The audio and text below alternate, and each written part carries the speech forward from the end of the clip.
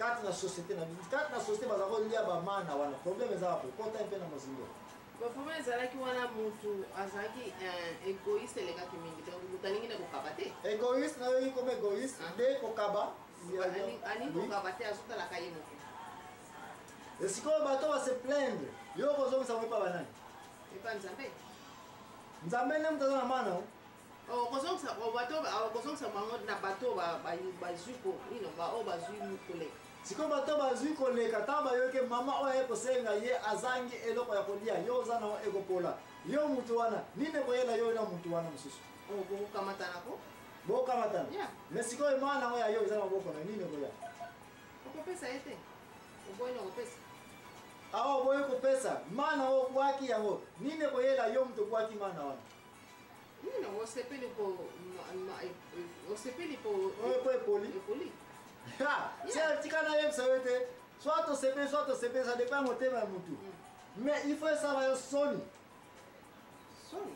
Parce que on sali na yango, au moni pe mutu aza na besoin na yango. Pesa ye olini ko pesa yete. Asuri sala ka bango soni ne ba pesa ka bango. Mais siko ka yango to komi siko, ba pesi te. Des réponses na yango yo. Pona nini batu na mabele o bazali ko loba ete ngana zangi liputa. Pendant que yo maman impression peut dans 5 10 15. Mutona za koyoka leo zua,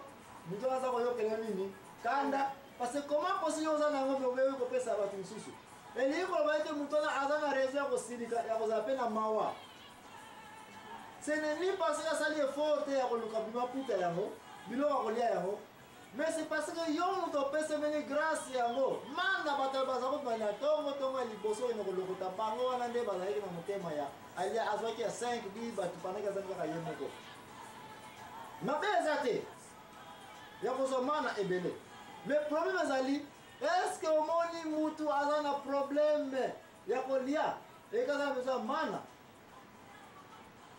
Réponse azali oui. Est-ce que pesiye? Te.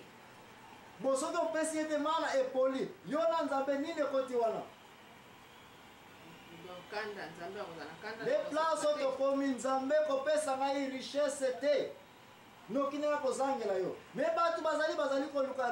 richesse pas effort na ba des groupes ko ya ko mona to diviser siko batu na des groupes. Vous pouvez comprendre l'histoire ya mana oyo.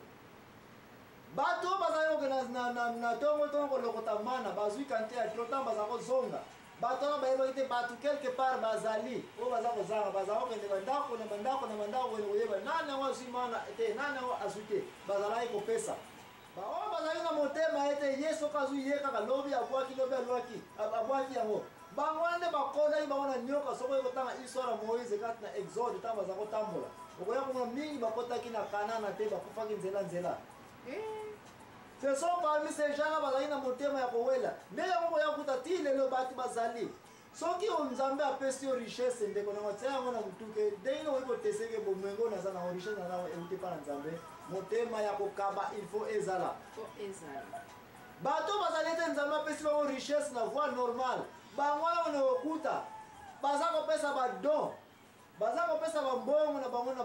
ba ONG bazako benga nango. Problème ngo o bazako wela ko beno kozo mana tamba zako zo est-ce que bazalaki servi bango moko te bon ma preni les ali soki est-ce que yoki Nzamba lo soko zui mana yoko liate kabela kana basusu yotikana na Nzamba ezalaki o se servir d'abord n'est-ce pas et puis o etikali sana nini Kaba et puis lobi nini koya mususu koya nango depuis to komi na data lelo bato bazalete bazui richesse Nzambe ye moko apesi bango na motema moko bato wana bayebaka ete oyo nga na zwi e satisfaire ngai deja ba besoin na ngai ndambo eza kotikala aleki na babala amoni mobola apesi ola koyoka amoni mutala na pasi aza koparticiper amoni pe non profit organisation moko ezali wana basalisaka babola bana oyo baza na problème boye na boye ye pe apesi wa ye nini contribution parce que mana oyo aza na yango ezouta na lola ebongo soki etikali moke kaka lobi mana ekokwela yango lisusu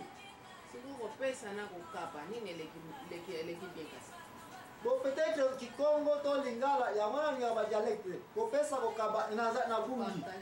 ou bien faut qu'on un peu en français pour n'avoir qu'est-ce signifie kopesa kokaba nini ngoli ngolba na kopesa kokaba po so pesa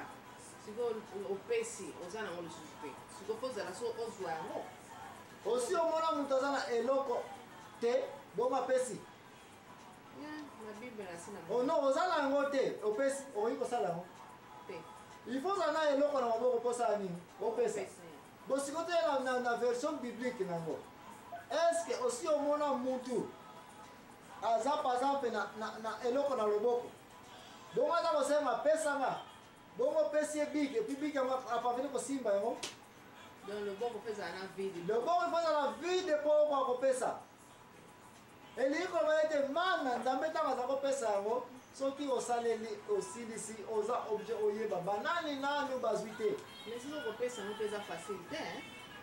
bon parce que yango wana tokangami na liloba na nzambe bozwi oyo ezali ete nzambe moto apesi yango se nanga moto akosa yo te okoyeba mpe kopesa parce koyebi ke euti epa na nani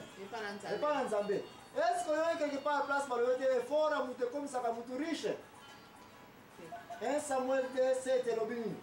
nzambe moto akomisaka riche nzambe moto akomisaka motu nani po tokende na deuxième étape eza koya toyokana nano ete bozwi ya mutu na mabele oyo eza determine na mutu te na effort ya mutu te mana eza kota na likolo ezalaki effort ya mutu te ezalaki effort ya nzambe me mana yango bato babebisaki kaka business oyo ya nzambe ya kopesa bato mana me bato basakani na mana tili lelo bato bazali nzambe apesi ye bomengo apesi ye richesse akoki kozala na 5 costume 10 costume otuni ye au 15 jours azwa costume ne moko po apesa wana mutu mosusu me mutu azali aza kozanga costume aza na pembeni ye place avandi bato bazali aza na biloko ya kolia baza kobwaka ngo na furu me mwana aza koleka na balabala wana aza kobwaka biloko wana na misu ne aza komona pandake mwana oyo akoki kobenga ye zwa lia nzambe atiaki biso na mabele oyo tina data lelo oyo mbongo oyo eza na mokili oyo bozwi oyo eza na mokili oyo ekoka mpo biso nyonso na mokili ne fiske kolia lipa ezanga te ne fiske kolata ezanga te bato bazali okonte na ndako ne 10 15 sapato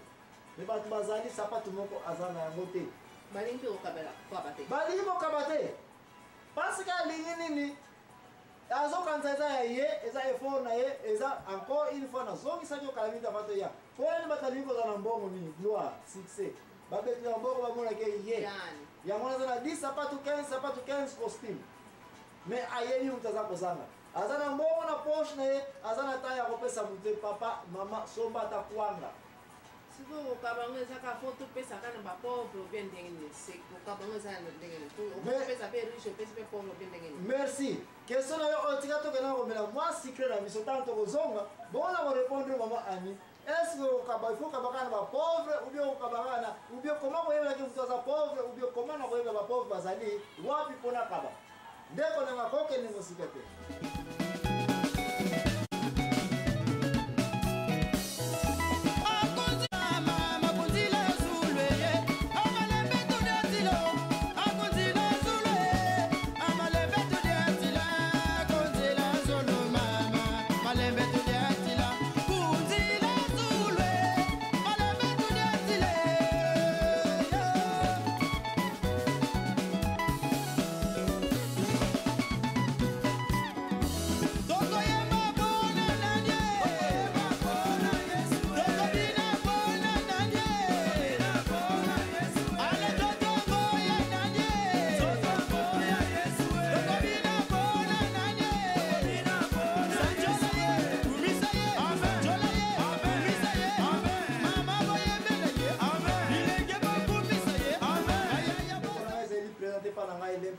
Joachim Zambwana